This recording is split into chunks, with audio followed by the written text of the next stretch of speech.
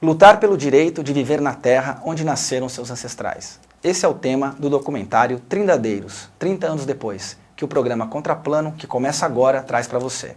E para debater essa produção de 90 minutos, estamos aqui com o realizador Davi Paiva. Tudo bem, Davi? Beleza. Davi, esse é seu primeiro documentário? Esse é o primeiro documentário que eu produzi. E ele fala sobre Trindade. A Trindade é uma praia, para quem não conhece, está ali na divisa entre São Paulo e Rio, no litoral norte, né? É isso mesmo? Trindade é uma vila caiçara, localizada na cidade de Paraty, entre São Paulo e Rio de Janeiro. É uma vila caiçara que, durante a década de 70, sofreu com a especulação imobiliária. Era uma vila que vivia da pesca, do plantio de subsistência, e onde, de repente, após a construção da rodovia Rio Santos, os moradores se viram vivendo sob forte pressão imobiliária e uma luta de 10 anos que aconteceu lá, que trouxe graves consequências para a comunidade, e depois de muita luta, os caiçaras conseguiram permanecer no local. E essa produção ela é de que ano, Davi? Essa produção é de 2008, na verdade é um trabalho de conclusão de curso de jornalismo que eu fiz em parceria com o repórter cinematográfico Silvio Delfim, e depois a gente deu andamento devido à qualidade da produção, participando de alguns festivais.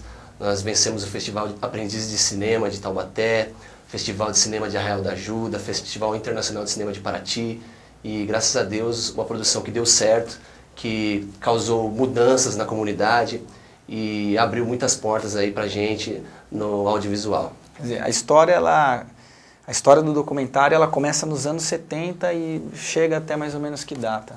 Chega mais ou menos à atualidade, 2008, né?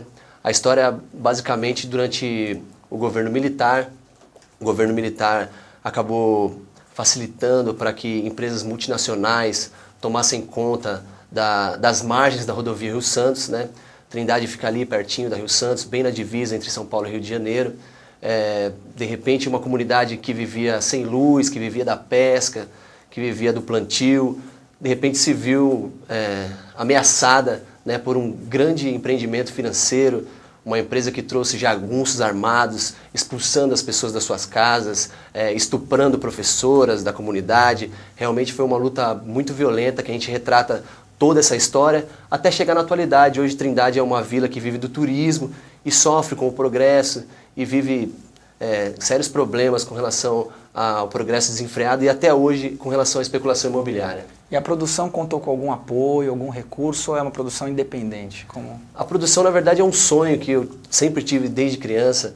Eu sou caiçara, nasci em Trindade, a minha mãe viveu essa luta, os meus avós foram expulsos da praia. Então é um sonho que a gente realizou, que nós não contamos com a ajuda de nenhuma empresa, nenhum órgão financeiro. Nós bancamos essa ideia e, com muito custo e vontade de realizar esse trabalho, conseguimos e obtivemos sucesso, graças a Deus. Então agora nós aqui no Contraplano vamos conhecer esse trabalho do Davi e do Silvio, e você fica agora com o documentário Trindadeiros, 30 anos depois.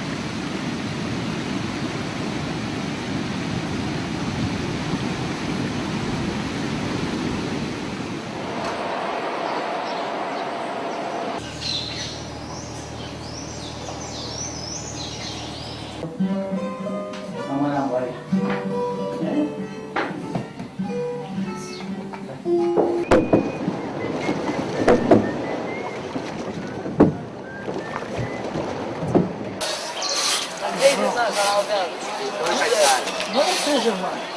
Como é que chama dela? Antigamente a Trindade toda era nossa, né? Era dos nossos avós, nossos pais. Porque só moravam os pescadores, a aldeia, né? Do pescador, né? Então a Trindade toda era sua, era nossa, porque a família era grande. Não tinha divisa aqui. Tinha divisa de roça, de poço lá em cima, né? Mas onde morava só tinha o respeito. Um dava o respeito ao outro que morava aqui, o outro morava ali, o outro morava ali. Então nós éramos uma aldeia muito unido, né? Então a Trindade, a praia toda era sua, sabe? Pescava em todo lugar, andava a Trindade inteira. Hoje em dia está tudo cercado de arame. Né? Os portos antigos que tinha nome, hoje está fechado.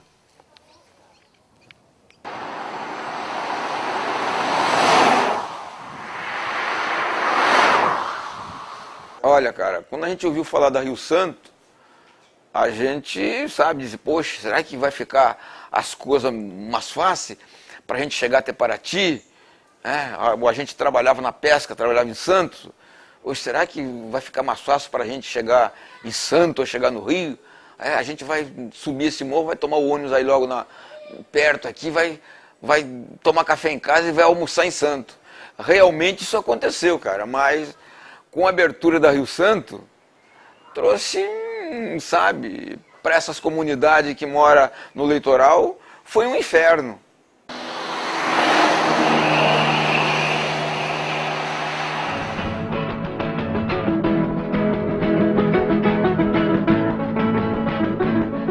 Esta é a história de um povo que vivia da terra e do mar, que morava no Brasil dos confins e foi surpreendido pelo chamado milagre brasileiro. Rasgaram-se grandes estradas para integrar o país e disseram que isto era o progresso. O município de Paraty, antigo porto esquecido desde os tempos coloniais, é um verdadeiro retrato desta integração.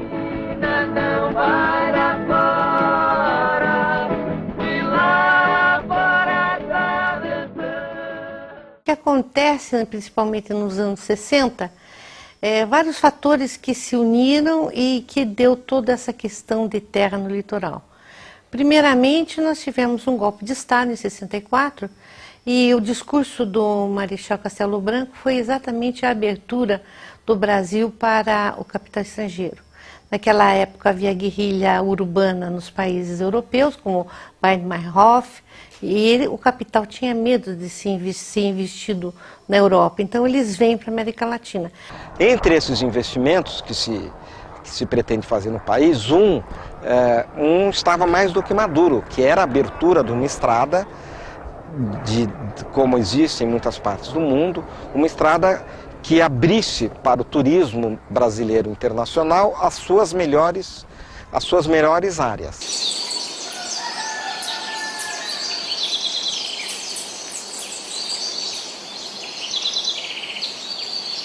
Então apareceu, uma ocasião apareceu,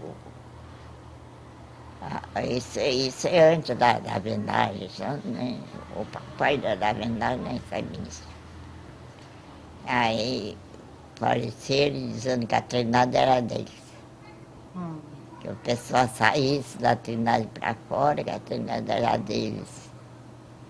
Eles tinham comprado aí de uma nação e era deles. Aí disse que esses homens eram um pouquinho, mas se ajuntaram e disseram, você aqui não tem nada. Na Trindade você não tem nada aqui. Diz que saíram, meteram a vara neles, que levaram até o Deus me livre. Eles voaram, nunca mais voltaram. A Trindade era fora da Laranjeira. Eles compraram a Laranjeira e queriam pegar essa terra aqui. Até lá a divisa do Camburi. Eles diziam que era deles. Mas eu nunca veio na minha cabeça que eu ia sair daqui assim. Vieram tomar conta da terra da firma. Eu falei, mas que firma? Eu tô com essa idade, nunca vi firma aqui dentro. Falou, não, terra da firma, faz parte de Laranjeira, é fundo de Laranjeira e tal. Aí eu falei, sabe, eu não acredito. Como? Entendeu? Vocês armados desse jeito? E cercado, eu fui cercado por arma, por 4 carabinas. E aí eu falei que eles eram os invasores, cara. E era mesmo. Você já pensou aqui na Trindade aquele monte de jagunço, cara? Sabe, tudo armado. Você via nego passar aí na praia aí, ó, de metralhadora, de fuzil. Era um terror. Houve estupros, né? Porque, por exemplo, a companhia, como eles chamavam, não tinha interesse que a escola funcionasse. A violência que eles fizeram, a mais braba que nós sentimos foi estuprar a professora, né? Esse papo correu aí porque aconteceu, né? Porque a escola sempre é um elo de ligação entre as famílias, porque se seus filhos têm onde estudar, eles não vão embora, mas se os filhos não têm onde estudar, muitos vão embora. A companhia é a Paraty Desenvolvimento Turístico, união de 2 multinacionais, a Brascan e a Adela. A sigla Adela significa Agência de Desenvolvimento na América Latina. Que nós fizemos o levantamento e verificamos que essa empresa tinha acionistas no mundo todo, era uma grande empresa. Então não poupava recursos lá, porque queria transformar aquilo num balneário, não sei bem, num grande empreendimento imobiliário e queria tirar as pessoas que lá estavam. Em 1972, a empresa comprou a Fazenda Laranjeiras do Sr. Carlos Lacerda, exatamente um dia após a exclusão desta área, Trindade e Laranjeiras, do Parque Nacional da Serra da Bocaina, por decreto federal. Que a história da Fazenda Laranjeiras, a fazenda foi confiscada pelo governador do Rio de Janeiro, era o Carlos Lacerda nessa época. Aí a fazenda foi confiscada por falta de pagamento de impostos, e ele, enquanto governo, ele confiscou a fazenda. E ele, enquanto pessoa física, saldou a dívida dos impostos e se tornou proprietário da fazenda e vendeu para a Fazenda Brascan. Isso já em 1972. Aí que começou a loucura toda, entendeu? Foi aí que eu vim para cá. Porque quando você vende uma propriedade sua, uma casa, você botar para que vende. Quando é coagido, não tem como você, né? É poder de força, poder de medo. Então, é poder de medo de ficaram com a Trindade quase toda. Ficaram toda mesmo. E, evidentemente, aquele cara que era o mais fraco, aquele que não tinha condições de se defender, sendo mandado embora para as periferias. É aí, nessa época, que você percebe o crescimento das periferias das cidades do litoral. Porque até a década de 60, e eu estou aqui no litoral norte de São Paulo desde 63, a gente podia dizer que havia gente pobre. Aliás, havia uma pobreza mais ou menos generalizada, mas não havia miséria. Todo mundo tinha a sua farinha, tinha seu peixe, tinha a sua fruta, tinha a sua dignidade, não havia criança de rua, não havia ninguém pedindo esmola. Para gente que morava na grande cidade, era quase como estar num lugar ideal, assim, né? Uma sociedade ideal, porque tudo parecia funcionar muito bem.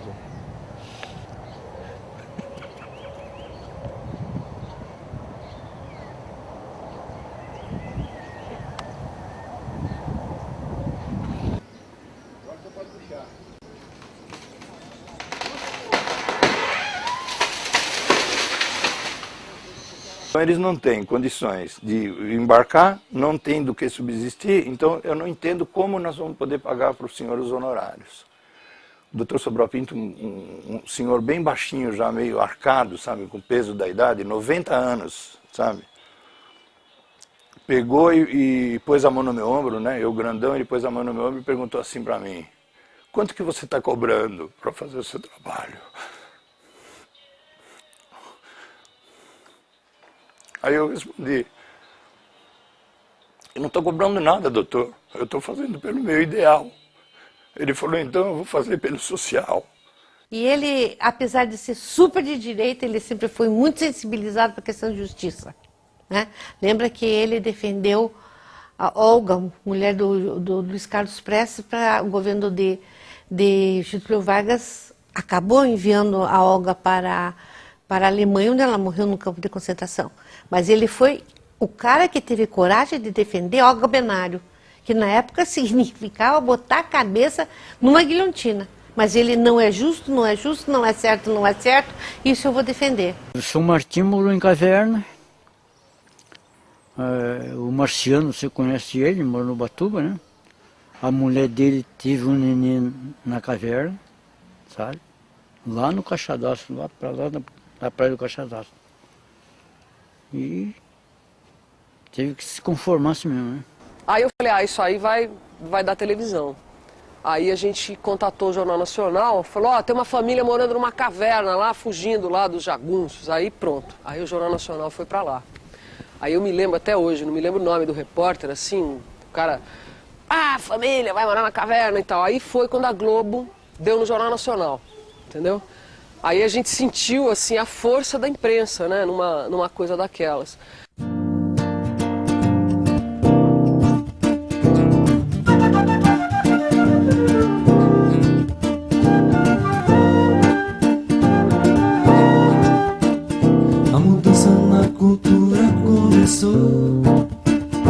Quando um tal de progresso aqui chegou, foi grilando desde a banda do Cepilho até chegar lá no chalé dos alemães. Mas esse povo que de bobo não tem nada enfrentou de peito aberto a luta armada, se armou de foice, inchada e machado, desmascarando uma Braskem falsificada, falsificada.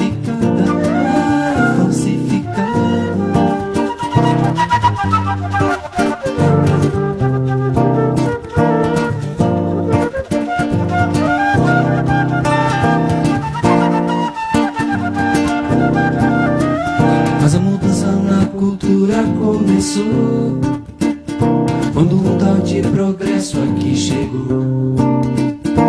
Matou a 7, volta a guarda salsa, e lá embaixo descobriu a praia brava. A praia é brava, a praia é brava.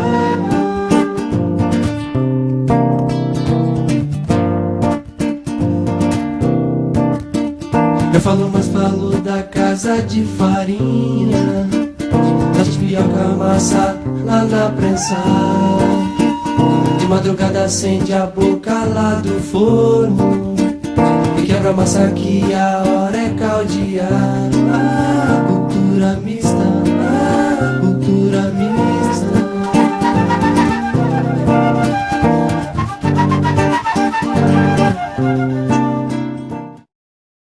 E quando você discute a questão de Trindade e você discute a questão da Mata Atlântica, você vê que essas populações tradicionais, como os trindadeiros, como os índios, como o caboclo, eles tinham uma relação de mais amor e mais respeito e mais cuidado com a natureza.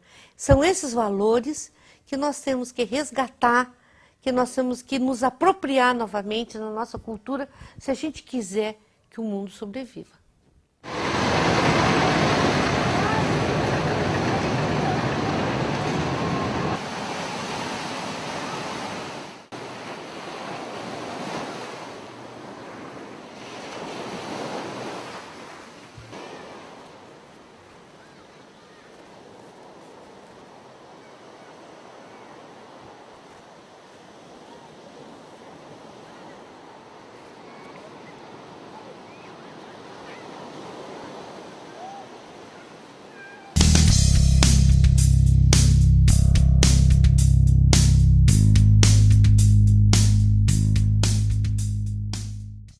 Estamos de volta com o programa Contraplano. Hoje você assistiu o documentário Trindadeiros, 30 anos depois. Estamos aqui no estúdio com Davi Paiva, realizador do documentário. Davi, a gente viu que é uma história que, enfim, uma história atual, né? Apesar de o grande enfoque estar ali nos anos 70, é uma história de luta pela terra e no Brasil isso nunca deixa de perder a atualidade. Como está hoje a situação do caiçara ali de Trindade? Trindade, o morador de Trindade, o caiçara, é uma referência de vitória diante da terra, né? A gente pode perceber no litoral que cada vez o caiçara é menos dono da terra, cada vez ele é mais expulso para os morros e os condomínios acabam tomando conta dessas praias. Hoje Trindade é um lugar turístico, como o pessoal viu aí no documentário, e é um lugar que recebe um turismo de massa muito grande e que ainda não tem uma infraestrutura adequada para receber essas pessoas. Então, a gente vive um conflito da cultura caiçara se perdendo, né, das tradições se perdendo, e em contraponto disso, um turismo cada vez maior e desorganizado, né, com o abandono dos poderes públicos, né. Como a gente pôde perceber, um grave conflito que existe em Trindade hoje é com relação às unidades de conservação. O Parque Nacional da Serra da Bocaina, que apesar de ter sido criado em 1970, apenas em 2008 começou a ser consolidado e hoje esse parque ainda está em conflito com a comunidade, com algumas regras, já que no parque não se pode morar, existem muitas leis que restringem o uso do solo e a comunidade ainda está se adaptando a isso tudo. E o que a gente espera é que esse parque dê abertura para que a comunidade possa participar e gerir e decidir junto com as unidades de conservação o futuro da comunidade. A gente percebeu no documentário que a comunidade se envolveu com a produção, né? Várias pessoas participaram, deram seus depoimentos. Como é que é? O que ficou para a comunidade depois desse documentário? Como é hoje a relação da comunidade com esse produto audiovisual? Esse documentário mudou bastante coisa. A princípio, eu percebia que os jovens, né, os meus amigos, eles não tinham a noção da história real, do porquê que ele mora naquele lugar, do porquê que ele nasceu e como foi difícil para os seus pais, seus avós, né, conseguir resistir a essa luta para que eles estivessem lá. Então, acho que a maior mudança é com relação a essa concepção da história. O jovem se apropriou, entendeu o que aconteceu dentro da comunidade e hoje tem uma maior participação dentro das decisões, associação de moradores, ainda não é o adequado, mas a gente pode perceber que a comunidade está mais consciente dos seus desafios, dos seus deveres e a gente espera que a comunidade consiga se unir cada vez mais em prol da preservação da natureza, em prol da cultura caiçara e de defender os seus direitos, né? Como está hoje a situação dessa empresa que estava lá? Você falou agora da questão do Parque Nacional. Como está hoje, nesses anos que você finalizou a produção, como está hoje a situação do caiçara de Trindade? É um conflito. O caiçara ainda vive um conflito sério. Depois desse documentário, foi questionado muito o direito dessa empresa desse lugar, das terras que eles detiveram após o acordo. E até hoje é um conflito grande, visto que o caiçara ainda não sabe ainda quem é o dono dessa empresa. A gente pode perceber que o poder público, prefeitura, ainda não conseguiu ajudar e resolver esse problema da questão fundiária.